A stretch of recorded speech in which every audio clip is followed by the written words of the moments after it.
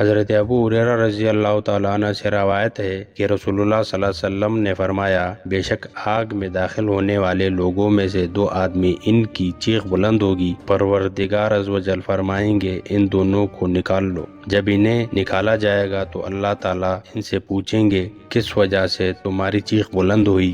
وہ کہیں گے یہ ہم نے اس لیے کیا کہ آپ ہم پر رحم فرمائیں۔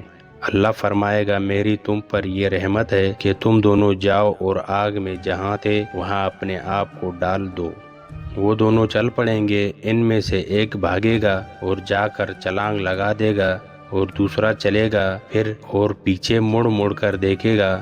اللہ اس کو بھی نکال لے گا اور اسے بھی بلائے گا اور پوچھے گا تو نے کیوں آگ میں چھلانگ لگائی؟ اس نے کہا میں نے سوچا یہ ایک حکم مان لوں، شاید اسی پر میرا کام بن جائے۔ دوسرے سے پوچھا گیا تو مڑ کر کیوں دیکھتا تھا؟ وہ کہے گا یا اللہ جب ایک دفعہ تو نے جہنم سے نکال لیا، تیری سخاوت کی کہانیاں تو زمین آسمان میں مشہور ہیں، میں انتظار میں تھا کہ کب تیری سخاوت متوجہ ہو اور میری بخشش کا فیصلہ ہو۔